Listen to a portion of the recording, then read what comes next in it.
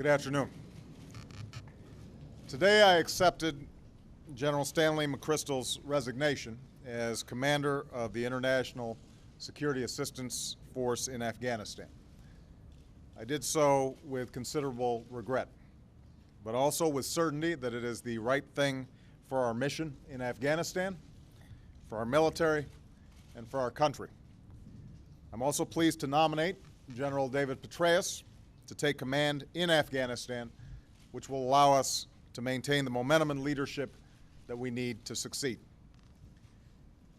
I don't make this decision based on any difference in policy with General McChrystal, as we are in full agreement about our strategy. Nor do I make this decision out of any sense of personal insult. Stan McChrystal has always shown great courtesy and carried out my orders faithfully.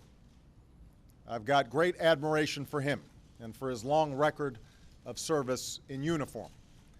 Over the last 9 years, with America fighting wars in Iraq and Afghanistan, he has earned a reputation as one of our nation's finest soldiers. That reputation is founded upon his extraordinary dedication, his deep intelligence, and his love of country. I've relied on his service, particularly in helping to design and lead our new strategy in Afghanistan. So all Americans should be grateful for General McChrystal's remarkable career in uniform. But war is bigger than any one man or woman, whether a private, a general, or a president. And as difficult as it is to lose General McChrystal, I believe that it is the right decision for our national security. The conduct represented in the recently published article does not meet the standard that should be set by a commanding general. It undermines the civilian control of the military that is at the core of our democratic system. And it erodes the trust that's necessary for our team to work together to achieve our objectives in Afghanistan. My multiple responsibilities as Commander-in-Chief led me to this decision. First, I have a responsibility to the extraordinary men and women who are fighting this war and to the democratic institutions that I've been elected to lead. I've got no greater honor than serving as Commander-in-Chief of our men and women in uniform. And it is my duty to ensure that no diversion complicates the vital mission that they are carrying out. That includes adherence to a strict code of conduct. The strength and greatness of our military is rooted in the fact that this code applies equally to newly enlisted privates and to the general officer who commands them. That allows us to come together as one. That is part of the reason why America has the finest fighting force in the history of the world. It is also true that our democracy depends upon institutions that are stronger than individuals. That includes strict adherence to the military chain of command and respect for civilian control over that chain of command. And that's why, as Commander-in-Chief, I believe this decision is necessary to hold ourselves accountable to standards that are at the core of our democracy. Second, I have a responsibility to do whatever is necessary to succeed in Afghanistan and in our broader effort to disrupt, dismantle, and defeat al-Qaeda. I believe that this mission demands unity of effort across our alliance and across my national security team. And I don't think that we can sustain that unity of effort and achieve our objectives in Afghanistan without making this change. That, too, has guided my decision. I've just told my national security team that now is the time for all of us to come together. Doing so is not an option, but an obligation. I welcome debate among my team, but I won't tolerate division. All of us have personal interests. All of us have opinions. Our politics often fuels conflict. But we have to renew our sense of common purpose and meet our responsibilities to one another and to our troops who are in harm's way and to our country. We need to remember what this is all about. Our nation is at war. We face a very tough fight in Afghanistan.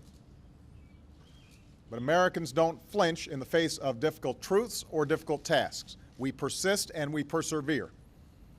We will not tolerate a safe haven for terrorists who want to destroy Afghan society from within and launch attacks against innocent men, women, and children in our country and around the world.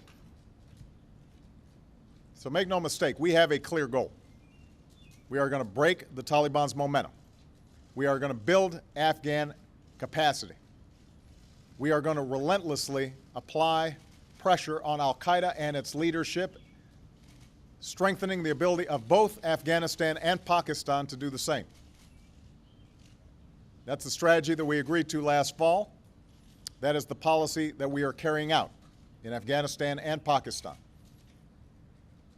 In that effort, we are honored to be joined by allies and partners who have stood by us and paid the ultimate price through the loss of their young people at war. They are with us because the interests and values that we share, and because this mission is fundamental to the ability of free people to live in peace and security in the 21st century.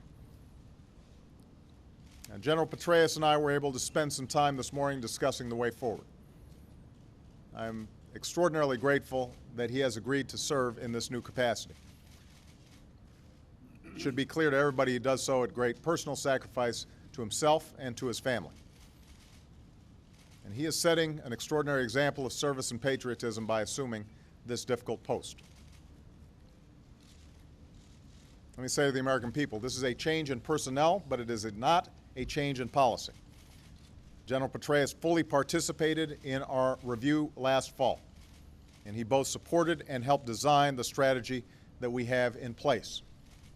In his current post at Central Command, he has worked closely with our forces in Afghanistan. He has worked closely with Congress. He has worked closely with the Afghan and Pakistan governments and with all our partners in the region. He has my full confidence, and I am urging the Senate to confirm him for this new assignment as swiftly as possible. Let me conclude by saying that it was a difficult decision to come to the conclusion that I've made today. Indeed, it saddens me to lose the service of a soldier who I've come to respect and admire. But the reasons that led me to this decision are the same principles that have supported the strength of our military and our nation since the founding. So once again, I thank General McChrystal for his enormous contributions to the security of this nation and to the success of our mission in Afghanistan.